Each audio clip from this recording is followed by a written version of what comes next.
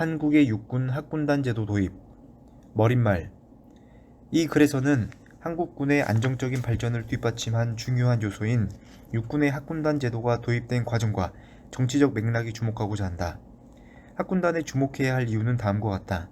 첫 번째는 학군단 제도의 도입으로 인해 한국군은 1950년대의 고질적인 문제였던 장교단의 불안정성을 해소하고 장교단을 안정적으로 유지할 수 있는 제도적 기반을 확보할 수 있었다는 점이다. 즉 학군단은 군대의 중간계층을 안정적으로 만든 중요한 요인인 것이다. 두 번째는 외향적으로 미국의 제도를 이식한 학군단 제도가 도입과 그 이후의 운영 과정에서는 징병제를 매개로 하여 한국적인 방식으로 변형되었다는 점이다. 학군단 제도의 도입 과정에서 일어난 군부와 대학 간의 갈등은 상당 부분 징병제의 문제점에 기인하였다. 학군단의 도입 과정은 한국의 민군 관계가 가지는 특수성의 한 부분을 보여주는 것이다. 필자는 이 글을 통해 1950년대 중반부터 대학생의 병역 문제를 두고 군부와 민간 사회 간에 전개된 논의를 중심으로 학군단 제도의 도입과 운영을 살펴보고 이 과정에서 나타난 민군 관계의 특성에 주목하고자 한다. 1장 학군단 제도의 도입 배경. 1절 미국의 학군단 제도. 한국의 육군 학군단 제도는 명칭에서 알 수 있듯 미국의 육군 학군단 제도를 받아들인 것이다. 미국의 학군단 제도를 설명하기 위해서는 먼저 19세기에서 20세기 초 미국의 민병대 조직, 오늘날의 주방위군의 개편 과정을 살펴봐야 한다. 미국은 1860년대의 내전과 1890년대 후반에 미서전쟁에 이르기까지 자발적인 지원에 기반한 민병대 조직인 주방위군의 대부분의 군사력을 의존하였다.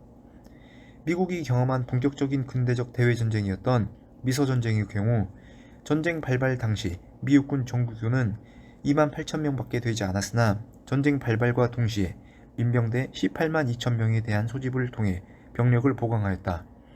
그러나 미서전쟁은 미국 내전과 달리 본격적인 대외전쟁이었다.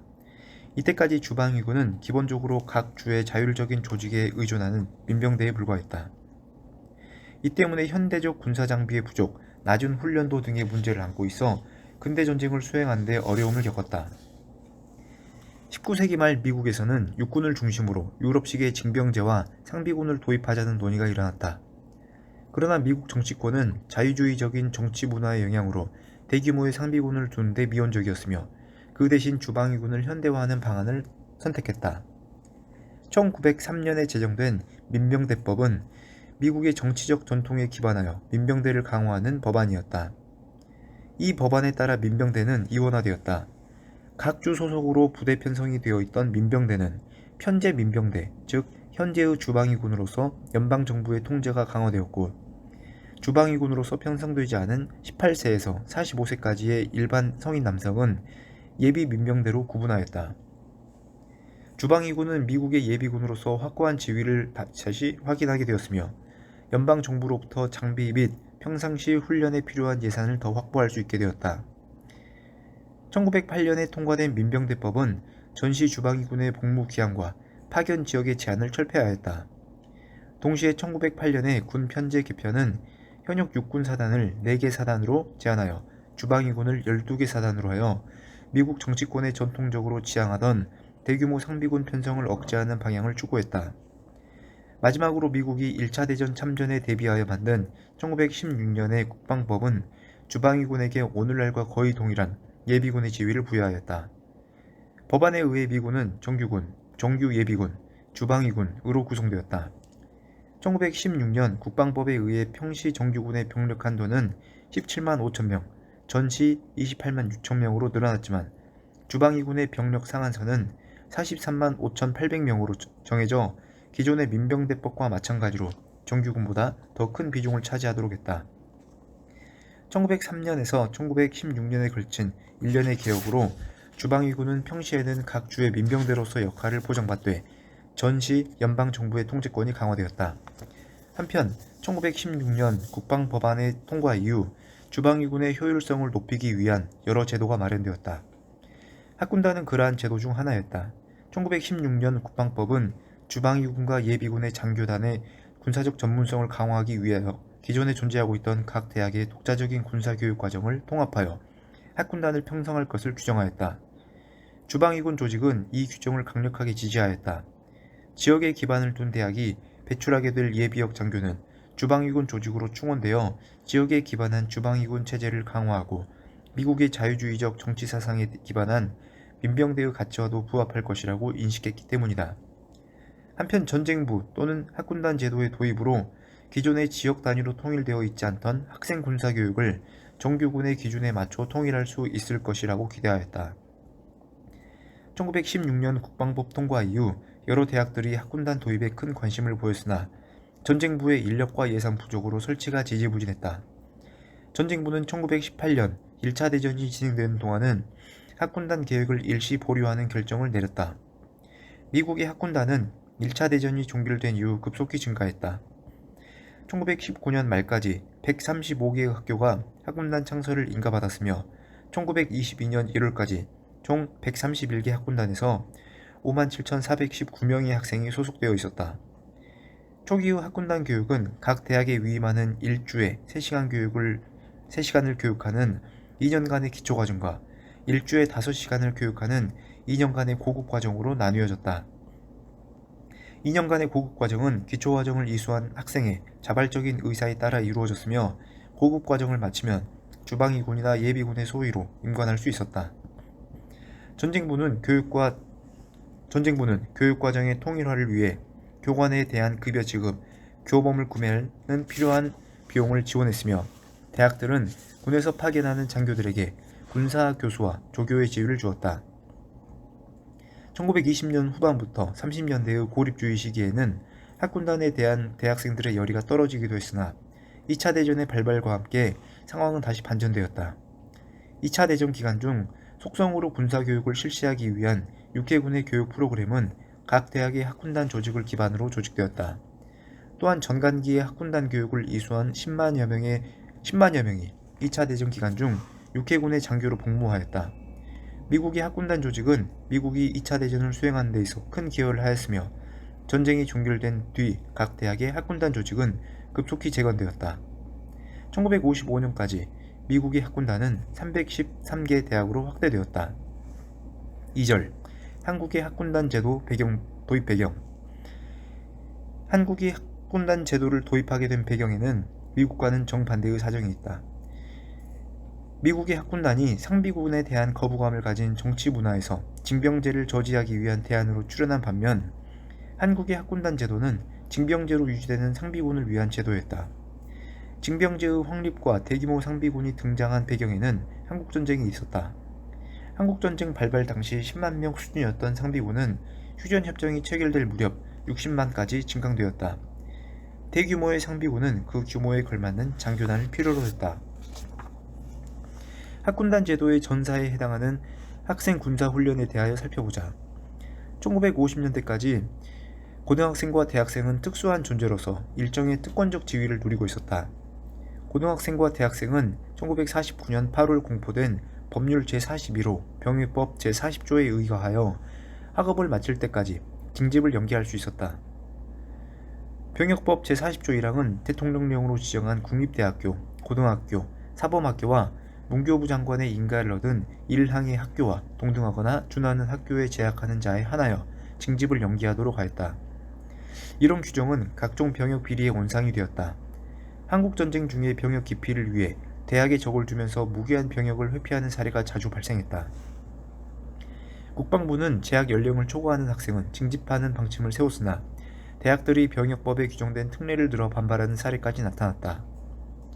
이런 상황에서 제한적으로 학생을 동원하기 위한 조치로 학생군사훈련이 실시되었다.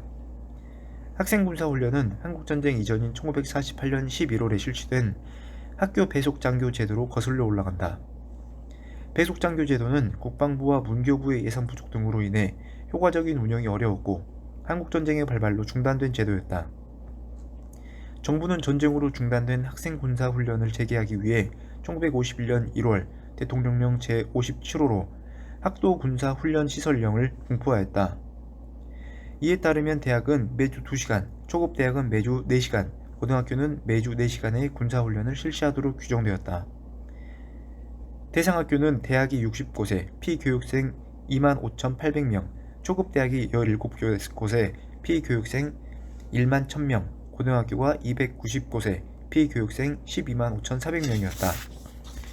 전쟁 중이라는 상황 때문에 배속 장교를 선발하는 등 준비에 시간이 걸려 군사훈련 실시는 1952년 6월부터 시작되었다. 그러나 전쟁 중이었기 때문에 육군은 배속 장교 파견에 부정적이었다. 육군이 파견한 배속 장교는 54명, 해군은 13명이었고 여기에 예비역 장교와 부사관으로 충원된 훈련 교관이 445명이었는데 이 인원으로는 학교당 한두 명밖에 배정할 수 없었다. 군사훈련에 사용할 장비도 부족하여 도액 무기를 배정하는 형편이었다. 군사훈련에 대한 학생들의 관심과 열의도 부족했다. 결국 손원일 국방부 장관과 이성근 문교부 장관은 국무회의에 일률적인 학동군사훈련을 중지할 것을 건의하여 1955년 2월 6일 심의를 통과하였다. 마지막으로 살펴볼 것은 대학생을 대상으로 한 단기 입영훈련 제도이다. 이 제도는 기존의 학생군사훈련과 학군단 제도를 연결하는 과도기적인 제도이다. 정부는 1954년 7월 2일 제33회 국무회의에서 대학생을 대상으로 한 일률적인 군사훈련을 중지하고 대학교 졸업한 학생을 대상으로 광주 보병학교에서 10주간의 단기 입영훈련을 실시할 것을 결정하였다. 이 제도는 1955년 3월 졸업 예정자 3천여 명을 대상으로 하여 10주간의 기초군사훈련을 수료하면 졸업과 동시에 병과 교육을 받은 뒤 육군 소위로 임관할 수 있는 자격을 주는 것이었다. 이 계획은 1954년 7월 12일부터 교육 대상자들이 졸업하기 전까지인 1955년 2월 26일까지 단계적으로 병과 공통교육을 완료할 것을 목표로 했다. 그러나 기초군사훈련을 수료한 대학생이 사관 후보 과정에 응수하는 비율이 불과 50%에 불과했기 때문에 효율성이 떨어진다고 판단되어 중지되었다. 2장 학군단 제도의 도입 과정 1절 학군단 도입에 대한 논의. 학생을 대상으로 한 군사훈련이 잇따라 실패하자 국방부는 그 대안으로 미국이 실시하고 있는 ROTC 제도 도입에 관심을 가지기 시작했다. 군부가 학군단 제도를 도입하고자 했던 이유를 간략히 살펴보자. 국방부 병무국은 1957년 ROTC 해설을 간행했다. 이 책은 미국의 학군단 제도를 국내에 소개한 한편 이 제도의 도입 필요성을 홍보하는 것을 목표로 하고 있었다. 이 책은 한국이 학군단 제도를 도입해야 하는 이유를 항목별로 제시하였다. 중복되는 내용을 제외하고 요약하면 다음과 같다. A. 과학의 발전으로 장교는 과학적 소양을 필요로 하게 되었다. 이 때문에 높은 교육을 받은 장교가 필요한데 사관학교만으로는 필요한 장교를 충원하기 어렵다. B. 한국전쟁 중 장교, 특히 초급 장교의 충원은 여러 문제였다. 비상시에 보충하기 위한 장교는 평시에 군에 복무하는 장교보다 더 우수하고 높은 교육을 받은 사람이 필요했다. C. 매년 예비군이 증가하는데 예비군 장교는 부족하다. 이 같은 의도는 이 책에 실린 김용우 국방부 장관의 서문에서 더욱 두드러지게 된다. 김용우는 장교의 부족을 정규 사관학교만으로 충당하기 곤란하므로 일반 대학교가 우수한 졸업생을 군대에 많이 보내는 것이 필요하다고 강조하고 있다. 학군단 창설의 이유로는 장교단 내부의 진급 적체를 완화하고자 하는 의도도 있었던 것으로 생각된다. 육군본부의 인사국의 손창규 대령은 1959년 군사평론에 기고한 글에서 장교로 단기간 복무할 수 있는 제도가 없는 것이 대학생들의 장교 지원을 저해하는 요인이라고 주장했다. 또한 현역 장교로 단기간 복무할 수 있는 제도가 없으므로 모든 장교가 장기 복무를 지원할 수밖에 없게 되어 그 결과 강제 도태를 불가피하게 만든다는 점도 강조하였다. 대학생 군사교육을 통해 단기간 복무하는 초급 장교를 확보한다면 장교의 강제 도태 문제를 완화할 수 있다고 파악한 것이다. 1955년 3월 4일 국방부가 현역병 복무연한을 3년으로 하되 학생에 대해서는 2년으로 하는 것을 골자로 하는 병역법 개정안을 제출하여 국무회의에 상정되었다. 1955년 4월 1일에는 병역법 개정안이 정식 통과될 때까지 임시조치로 병무행정 혁신요강이 국무회의를 통과했다. 이 요강은 1955년 9월 1일자로 시행되었다. 국방부는 요강에 따라 대학 재학생 중 2학년 이상의 재학 중 학생 중 징집 연령에 달한 학생은 수시로 징집한다는 방침을 발표하였다. 국방부가 제출한 병역법 개정안은 군사훈련 과정을 설치한 고등학교 이상의 재학자로서 재학 중 군사교육을 마친 자나 군대에 입영하여 소정의 훈련 및 교육을 마친 자에 대하여서는 대통령령이 정하는 바에 의하여 소정 계급을 부여할 수 있다는 조항을 삽입해 학군단 제도를 실시할 수 있는 법률적인 기초를 마련했다. 1956년 2월 14일 이승만 대통령은 국방부의 입장을 반영한 병역법 개정안을 승인하였다. 한편 병역법 개정안이 국회에서 논의되는 과정에서 대학생 징집 연기에 대한 논쟁이 시작되었다. 병역법이 국무회의를 통과하기 전부터 국방부는 학생의 복무기간을 2년으로 할 것을 주장했고 문교부는 1년으로 할 것을 주장하면서 첨예하게 대립하고 있었다. 대학생의 병역 문제는 학군단 설치 과정에서 중요한 문제이므로 잠시 살펴보도록 하자. 국방부는 병역법 개정에 있어 기존의 병역법 제40조에서 규정하고 있는 징집 연기 제도를 폐지하는 데 역점을 두었다. 병역법 개정안은 1949년과는 달라진 안보 환경을 반영했다.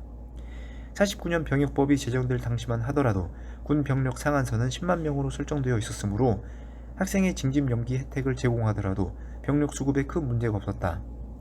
연간 20만 명이 징집 가능한 남성이 있었지만 병력 상한선 때문에 1년에 4에서 5만 명 정도만 징집해도 문제가 없었던 것이다. 그러나 한국전쟁을 거치면서 병력이 70만 명으로 증가함으로써 기존에는 징집 대상에서 제외했던 인력 자원까지 필요로 하게 되었다. 국방부의 입장에서 병력을 감축하는 것은 생각할 수 없는 방안이었으므로 인적 자원을 최대한 동원할 필요가 있었다. 이 과정에서 국민개병제의 원칙이 중요하게 작용했다. 국방부 동원처관은 학생 징집 연기자가 군, 특히 사병의 사기에 악영향을 끼치고 있다고 비판했다. 군인 복무에 대한 규정이 정리되지 않은 상황에서 한국전쟁 때 징집된 인원은 4, 5년씩 복무하는 경우가 흔했다. 1955년 3년 이상 복무한 인원을 제대하는 방침을 취한 이후에도 병무 행정의 미비로 인해 이와 같은 폐단이 계속되었다. 반면 고등학교와 대학교에 재학 중인 학생들은 합법적으로 징집을 연기받고 있었다. 국방부의 병역법 개정 방침은 정치권도 지지했다. 이철승은 병역법 개정안이 국회에 회부되었음에도 이승만 대통령의 특별 담화에 따라 대학 재학생에게 징집 유보 조치가 취해진 것을 비판하였다. 56년 초를 기준으로 20에서 27세의 대학생 4만 6천 명, 고등학생 5만 1천 명이 징집 유보 혜택을 보고 있는데 이들은 생계에 어려움이 없는 가정의 아들인 반면 소집되어 가는 사람은 전부가 영세 농민이나 비난한 농민자의 아들이라고 성토했다. 당시 한국군은 70만에 달하는 병력을 유지하기 위해 연간 20만 명의 징집을 필요로 하고 있었다. 연간 징집 소요가 20만 명에 달했다는 점을 감안하면 학생 신분으로 징집을 유예받은 인원이 병무 행정에 심각한 부담을 주고 있었음을 짐작할 수 있다. 국방부와 정치권이 국민개병제의 원칙에 입각해 병역 의무의 형평성 문제를 제기하는 상황에서 문교부와 대학의 반발은 주로 학생의 학업에 대해 우려를 표명하는 수준에 그쳤다. 교육계의 입장을 대변한 문교부는 국방부가 제시한 병역법 개정안이 수없이 국회를 통과할 경우 국방부와 징집을 연기하기로 한 이공계 대학생과 여대생을 제외한 전국 대학생의 60%가 56년 내로 징집되어 대학가의 혼란을 초래할 것이라고 우려하였다. 대학 관계자들의 반응도 크게 다르지 않았다. 중앙교육위원회는 2월 14일부터 16일까지 병역법 개정안에 대한 협의를 한 뒤 재학 중인 대학생에 대한 연기제도를 철폐하되 복무기간을 1년으로 하고 자녀 복무기간은 복학하여 학업을 마친 뒤 복무하도록 하는 방안을 채택했다. 고려대학교 총장과 동독여자대학교 학장은 중앙교육위원회를 대표하여 이 방안을 국방부에 제출했으나 국방부는 즉시 이 안을 거부했다. 중앙교육위원회의 절충안이 거부당하자 각 대학은 국방부의 병역법 개정안에 대한 반대운동을 전개했다. 대학 측의 반발은 병역법 개정안에서 재학생의 복무기간을 1년으로 수정할 때까지 계속되었다. 1950년 중반에 한국에서 전개된 대학생의 징집 문제에 대한 논쟁은 한 가지 흥미로운 양상을 보였다. 논쟁에 참여한 모든 주체가 국민개병제의 원칙을 인정하는 바탕에서 논의를 전개하고 있었다는 점이다. 군부가 국민개병제를 바탕으로 대학생 병역 문제의 주도권을 쥐었으므로 대학과 지식인 사회는 수동적인 위치에 머물렀다. 징병을 회피할 수 있는 제도적 수단이 사라지자 대학생들은 다른 대안을 찾을 수밖에 없었다. 2절 학군단의 도입. 정치권도 학군단을 안정적으로 유지하는 문제에 신경을 쓰고 있었기 때문에 학군단 제도에 관심을 가졌다. 57년 7월 민의회를 통과한 병역법 개정안은 43조에서 고등학교 이상의 재학생으로서 재학 중 대통령령이 정하는 바에 의하여 군사교육을 마친 자에 대하여서는 대통령령이 정하는 바에 의하여 재형기간을 단축할 수 있으며 현역 또는 예비역에 무관해 채용하거나 계급을 우대하여 부여할 수 있다고 규정하여 학군단을 설치할 수 있는 법적 근거를 확립하였다. 57년 9월 국방부와 문교부는 서울대학교 소회를 개최하여 먼저 58년부터 서울대학교에서 시범적으로 육군 학군단을 설치하기로 합의하였다. 초기 계획안은 미국의 ROTC와 동일하게 대학 교육 기간 4년에 걸쳐 매년 5주간의 훈련을 실시하는 것이었다. 국방부의 병역법 개정안에 반대했던 고려대학교 총장도 학군단 도입에 대해서는 원칙적으로는 찬성한다는 의견을 보냈다. 대학들은 학군단 설치를 긍정적으로 검토했으며 문교부가 12월 발표한 바에 따르면 총 39개의 대학의 재학생 24,000명이 학군단 교육을 희망하는 것으로 나타났다. 육군본부가 작성한 학군단 실시 계획안은 1958년 4월 유엔군 사령관 최종 승인을 얻었다. 그러나 학군단 설치 과정은 난항의 연속이었다. 국방부와 문교부는 대학교에 배속 장교를 두어 국방부에 배속 장교를 두는 문제와 훈련 장소 문제로 의견 대립했다. 문교부와 대학은 학교 내에 배속 장교를 두고 훈련을 실시하는 데 반대했다. 결국 58년 1월에 이르면 당초 계획한 4월 학군단 설치조차 불투명한 지경에 이르렀다. 문교부는 국방부가 군사훈련을 이수한 대학생을 현역 장교로 임관시킬 것인지 예비역 장교의 지위를 부여할 것인지조차 명확한 입장을 가지고 있지 않다고 비판했다. 59년 4월에는 학군단 제도 실시가 60년으로 또 연기되었다. 국방부는 학군단을 설치할 수 있는 법률적 근거가 마련되었음에도 조속한 실시가 어려운 원인을 두 가지로 파악하고 있었다. 첫 번째는 자질을 갖춘 교관과 장비, 예산의 부족이었다. 또 하나의 원인은 학교와 학생이 학군단 제도에 관심이 부족했다는 것이다. 식민지 경험이 아직 남아있는 상황에서 대학생을 장교로 동원한다는 것은 일제 말기의 대학생 징집을 연상시키는 것이었다. 대학 관계자들은 ROTC 제도를 실시할 경우 대학에 배속되는 장교단이 학원의 분위기를 해칠 수 있다는 우려를 하고 있었다. 또한 병역법 43조에 따라 고등학교와 2년제까지 대학교육 대상자에서 포함해야 하는 것까지 문제가 있었다. 1960년대에 접어들면서 지지부진했던 학군단 설치에 속도가 붙기 시작했다. 국방부는 예비역 장교 교육 대상을 4년제 정규대학으로 제한하기로 하고 고등학교와 2년제 대학을 대상으로 적용하려던 학도군사훈련단 계획은 폐지했다. 1960년 2월에는 학군단 설치에 대하여 국방부 내의 합의가 이루어졌다. 이 합의에 따라 60년 3월 국방부 일반명령에 의거하여 육군본부 병비국에 학도과가 설치되어 학군단 설치에 필요한 실무작업이 시행되었다. 60년 9월에는 국방부와 문교부가 학군단 설치를 최종적으로 합의했다. 10월 18일에는 61년부터 4년제 대학에 학군단을 설치하는 것이 공식적으로 발표되었다. 이에 따라 학군단의 군사교육을 이수한 뒤 시험에 통과한 학생은 소위로 임관하여 2년간 복무하게 되었고 시험에 탈락한 학생은 육군병장으로 1년간 복무하게 되었다. 61년 2월에는 육군본부 일반명령에 의거하여 학군단 설치 대상 대학에 학도군사훈련단 창설준비위원회가 설치되었다. 4월 국무회의에서 국방부와 문교부가 제출한 학생군사훈련 실시에 관한 건을 원안대로 통과시켰다. 국방부와 문교부가 합의한 내용은 전국의 16개 종합대학에 우선적으로 학군단을 설치하고 대학 3학년 학생을 대상으로 3,000명을 모집하는 것이었다. 학군단을 설치할 대상 학교로는 서울대학교, 고려대학교, 연세대학교, 성균관대학교, 중앙대학교, 동국대학교, 경희대학교, 건국대학교, 한양대학교, 충남대학교, 경북대학교, 부산대학교, 동아대학교, 전남대학교, 전북대학교, 조선대학교 등 16개 종합대학이 선정되었다. 대상이 종합대학교 16개로 선정된 이유는 제도 시행 초기인 만큼 시험적인 성격을 가지고 있었던 점이 중요하게 고려되었다. 또한 전국적으로 병역 의무의 기회균등을 부여하기 위해서 지역별 안배가 이루어졌으며 각 지역의 군 부대가 지원할 수 있는 능력을 고려한 것이었다. 그리고 종합대학교가 상대적으로 재정 능력이 충분하여 군사교육 학급을 편성하는 데 용이하다는 점도 고려하게 되었다. 1961년 4월 20일의 결정에 따라 같은 해 6월 1일 전국의 16개 종합대학에도 학도군사훈련단이 공식적으로 설치되었다. 학도군사훈련단은 제2군 사령부의 관할로서 제6군 관구에서 서울대학교, 연세대학교, 고려대학교, 경희대학교, 성균관대학교, 중앙대학교, 한양대학교, 건국대학교, 동국대학교 학군단위, 제5군 관구에 경북대학교, 부산대학교, 동아대학교 학군단위, 제3군 관구에 충남대학교 학군단위, 전투병과 사령부에 전남대학교, 전북대학교, 조선대학교 학군단이 배속되었다. 1차 년도에 해당하는 대학에 총 3,200명이 입단하였다. 3장 학군단의 조직과 교육 1절 학군단의 조직 학군단의 조직과 운영을 다루기 전에 당시 학생들의 학군단에 대한 반응을 먼저 살펴보자. 대학생들은 학군단 설치에 대해 다양한 반응을 보였다. 국방부는 학군단 제도 실시 이전에 학군단을 설치할 대학의 재학생들을 대상으로 학군단에 대한 여론조사를 실시했는데 그 결과는 다음과 같다.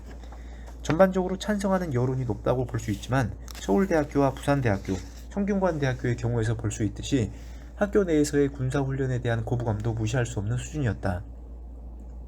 또한 학군단 제도에 대한 찬성 여론이 제도 자체에 대한 찬성이었다고 받아들이는 것도 무리가 있다. 고려대학교가 학군단 설치가 결정된 이후 재학생을 대상으로 조사한 결과에 따르면 학군단에 찬성하는 학생도 학군단을 혜택으로 보기보다는 부담을 가중시키는 것으로 받아들였다. 또한 전역 후 취업에 어려움을 겪을 것으로 우려하는 의견도 많았다. 학군단의 장점으로 꼽힌 것은 졸업 후 장교로 복무할 수 있다는 점에 불과했다. 실제로 학군단이 실시된 이후에도 학군단에 지원한 학생들은 지속적으로 취업 문제를 제기하였다. 그렇다면 실제 학군단이 도입된 이후의 반응은 어떠했는가? 지원자의 현황을 확인 가능한 학교들의 1961년도의 학군단 경쟁률은 다음과 같다. 군사훈련에 대한 부정적인 여론에도 불구하고 실제 지원율이 높았다는 점은 위에서 언급한 바와 같이 징집을 피할 수는 없는 상황에서 상대적으로 더 나은 복무 환경을 선택할 수 있었기 때문으로 해석된다. 다음으로 학군단의 초기 운영에 대하여 간략히 살펴보도록 하자. 학군단 제도가 기존의 학생군사훈련과 비교해 크게 개선된 것은 교관 확보였다. 전시에 실시되었던 학도군사훈련 제도 하에서는 장교의 부족으로 학교당 1명 내외의 교관을 확보하는 데 그쳤으나 학군단 제도 하에서는 교관의 규모가 늘어났고 질적으로도 향상되었다. 학군단 제도 도입 당시 학군단은 연대급에 준하는 행정, 교육 지원을 받았다.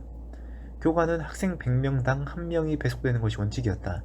그러나 서울대학교는 학년당 정원이 600명으로 현재상 12명의 장교가 배속되는 것이 정상이었으나 실제로는 교관이 17명이었다. 성균관대학교는 학년당 정원이 250명이었는데 첫 해에 배속된 교관은 6명이었다. 반면 한양대학교는 학년당 정원이 150명이었는데 배속된 교관은 2명으로 부족한 편이었다. 교관의 질적인 면에서도 과거의 학생군사훈련에 비해 크게 개선되었다. 육군은 학군단의 기간 요원을 학부 졸업 이상의 학력을 갖춘 자에 한하여 엄격하게 선발하려 하였다. 국방부는 학군단 교관의 기준을 다음과 같이 정하고 있다.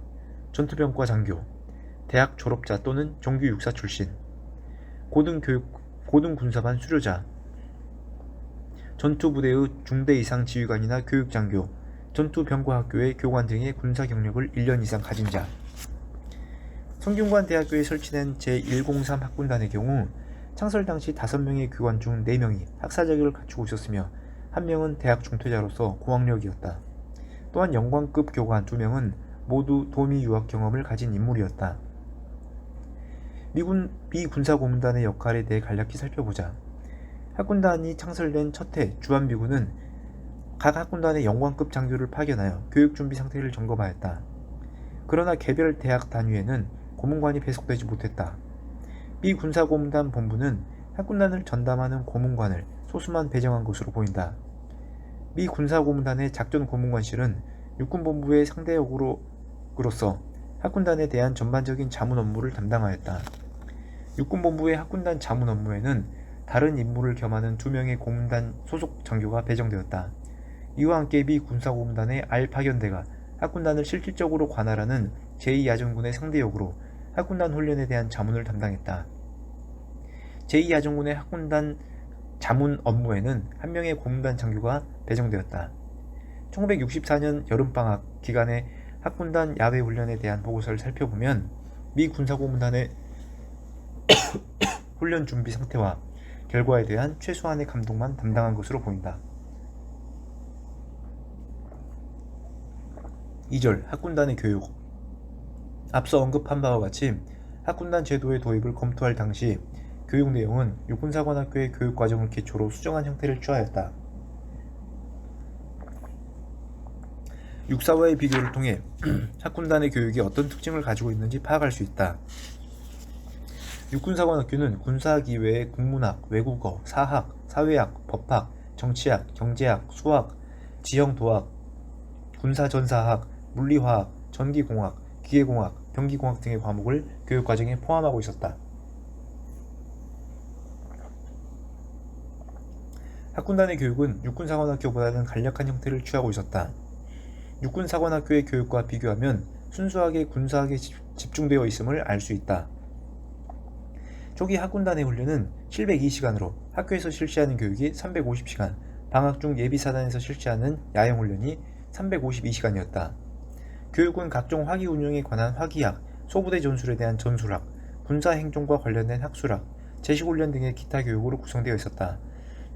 제107 학군단의 1961년 1학기 교내 교육은 다음과 같이 진행되었다. 군편성 및 ROTC 소개, 군대 예절, 군법, M1 소총, 카빈 소총, 특수화기, 독도법, 야외훈련, 제식훈련. 방학기간 중 실시되는 야외훈련도 순수한 군사학에 집중되었다. 제103 학군단의 교육과정을 살펴보면 3학년은 교내 교육과 야외 교육 훈련을 합쳐 화기약 179시간, 학술학 111시간, 기타 교육 61시간을 받았고 4학년은 화기학 63, 학술학 127, 전술학 101, 기타 교육 60시간을 받았다. 특히 흥미로운 것은 사관학교 생도들이 배우는 군사사가 단 1시간도 할애되어 있지 않다는 점이다. 미국의 ROTC는 도입 초기부터 군사사가 정규 과목에 포함되어 있었다. 한국군이 받아들인 1950년대 미국의 ROTC 표준 교과 과목은 한국과 마찬가지로 군사 교육에 집중했지만 군사사는 필수 과목으로 30시간이 배정되어 있었다. 한국이 학군단 제도를 도입한 초기에 군사사가 제외되어 있었다는 점은 그만큼 순수한 군사기술을 교육하는 데 중점을 두고 있었음을 보여준다. 화기학과 전술학의 경우 방학 중 학교가 위치한 군관구 소속의 예비사단에서 실시해야 되는 야영훈련 기간에 교육이 집중되었다. 국방부는 학군단 제도 도입을 위해 기존의 학생군사 교육보다 많은 준비를 하긴 했으나 도입 초기에는 예산 부족으로 여러가지 미비점이 드러났다. 건국대 학군단의 경우 61년도에는 작업복과 작업모, 훈련화만 지급받았고 정복은 지급받지 못했다.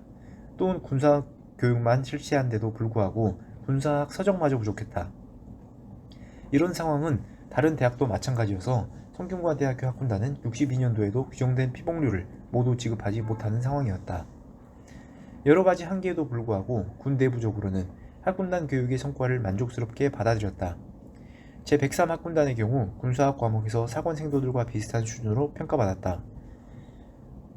학군단 출신 장교들의 실력은 간부 후보생 출신 장교들과 비교해 큰 차이가 없었으며 기술 및 행정 분야 평가에서 우수하다는 평가를 받았다. 특히 투입되는 예산에 비해 교육 성과가 뛰어나다는 점이 군부를 만족시켰다. 육군사관학교에서 장교를 한 명 양성하는 데 소요되는 비용은 122만원이었고 간부 후보생은 27만 8천원이었는데 학군단 제도를 통해 장교 한 명을 양성하는 데 소요되는 비용은 불과 2만 2천원에 불과했던 것이다. 육군사관학교에서 장교 한 명을 양성할 비용으로 학군단에서는 56명의 장교를 배출할 수 있었던 것이다. 또한 학군단은 한국군의 장교 충원 문제를 해소하는 데 크게 기여했다. 1960년대 초반 한국군은 연간 4,500명의 신임 장교를 필요로 했는데 65년도에는 학군단이 배출한 신임 장교가 2,800명에 달했다. 맺은 말, 이 글에서는 한국의 학군단 제도 도입 과정에 주목하였기 때문에 미국의 역할에 대해서는 본격적으로 다루지 못하였다. 1950년대 학군단 도입 과정에서 미국의 역할은 매우 흥미로운 소재이다.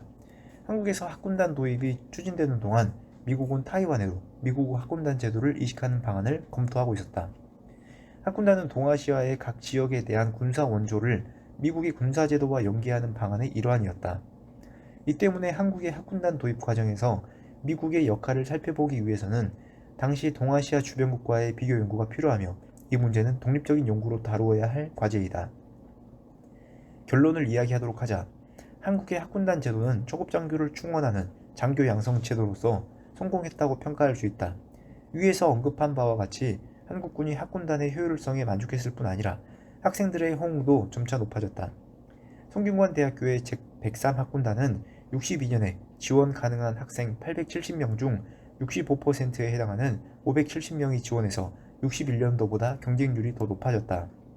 서울대의 경우 64년 국방부 조사에서 조사 대상이었던 1학년 재학생 380명 중 75%에 해당하는 280명이 지원 의사를 밝히고 있었다.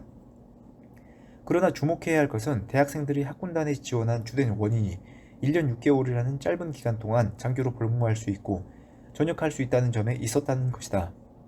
서울대학교 1학년을 대상으로 한 64년도 여론조사에서는 57%가 단기 복무를 선호한 것으로 나타났다.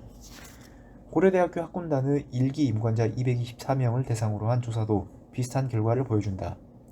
제102 학군단 출신 224명 중 의무 복무 기간을 채운 뒤 장기를 신청한 인원은 11명에 불과했으며 나머지는 사회로 진출하였다.